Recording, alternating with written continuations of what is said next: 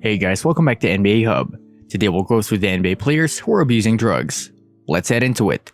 Number 6. Keon Clark. Clark, the 13th overall pick, was expected to become a solid player in the NBA after attending the University of Nevada, Las Vegas. The former player used alcohol excessively, unbeknownst to many people. Clark only played until 2004 and had many problems following his career. In 2006, Clark was due to stand in trial in Illinois on weapons and drug charges, but he never showed up. U.S. Marshals found him boarding a bus in Houston, Texas, and he was subsequently brought back to Danville, Illinois. He was sentenced to 2.5 years in prison, but the sentence was revoked because Clark didn't have a lawyer at the time it was given.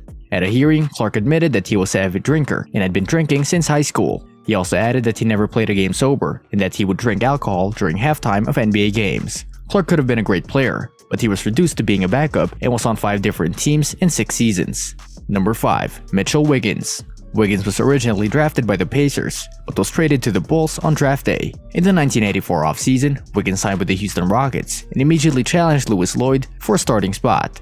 In 1986, the Rockets faced off against the Celtics in the NBA Finals. Houston ended up losing the series, and later that year, Wiggins, along with Lloyd, tested positive for cocaine. The failed drug test meant that the pair would be suspended from the NBA for 2.5 years. Wiggins and Lloyd were reinstated prior to the 1989-1990 season, and Lloyd was released shortly thereafter. That season, Wiggins posted his best career season.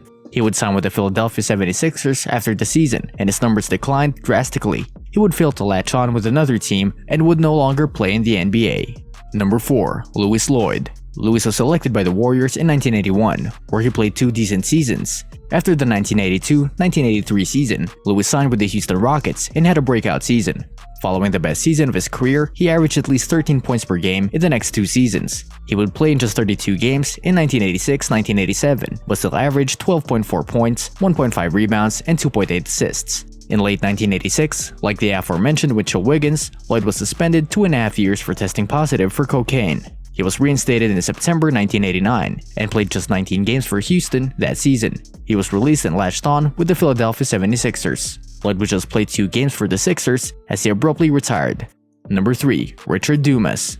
After being drafted by the Suns in 1991, Dumas made the team, but was suspended for the entire season due to a failed random drug test. He would miss part of the 1992-93 season as well. During his suspension, he played in Israel for Hapoel Holon. After being reinstated, Dumas played in 48 games, starting 32 of them, posting career averages of 15.8 points, 4.6 rebounds, and 1.3 assists. He would go on to play just 2 more seasons for the Suns, playing in just a total of 58 games. Dumas was waived after the 1994-95 season. He would go on later to sign with the Philadelphia 76ers, but was released less than a year later after not playing a single game for them. Then I'm a good person, I made a mistake, but I'm not going to let that keep me down. Number 2. John Lucas II. After a decorated career at Maryland, Lucas was taken first overall by the Rockets in the 1976 NBA Draft. He would have 2 stellar seasons in Houston before taking his talent to the Warriors. His 3rd season in the league, Lucas had the best season of his young career. Lucas was then traded to the Washington Bullets prior to the 1981-82 season. Like with the Warriors, he would just play 2 seasons for Washington before signing with the San Antonio Spurs. He was then traded back to the Rockets, where he was a part of the 1986 team that made it to the finals. They would go on to lose that series 4-2. The following offseason, Lucas' career became a lot worse after his problems with drugs became public. Like his teammates Mitchell Wiggins and Louis Lloyd, Lucas also had a problem with cocaine. He was also an alcoholic. He would then go on to play 4 subpar seasons with the Milwaukee Bucks, Seattle Supersonics, and then the Rockets again, before retiring after the 1989-90 season.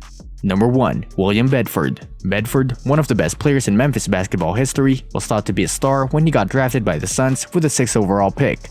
However, that wasn't the case. Bedford played just 1 season for the Suns before being traded to the Pistons just a little more than a year later. He played 4 seasons with the Pistons and was consequently dealt to the Clippers in June 1992. He was traded to the Bullets almost 4 months later and was waived 4 days after that. Bedford didn't play a single game for the Clippers or Bullets. The 7-footer would then sign with the Spurs and played just 16 games. Bedford was waived after the season and failed to sign with another team. His 6-year career was a disappointment, and Bedford was a heavy drug user and never reached his full potential. Thought to be one of the greats, he became quite the opposite after a less than stellar NBA career. So, what do you think about our picks? Let us know in the comments below. This brings us to the end of our video. I hope you enjoyed it. Hit like if you did, and don't forget to subscribe to our channel so that you don't miss any of our videos in the future. Also, watch the 2 videos that are on your screen because I'm sure you'll love them. With that, I'll see you in the next video.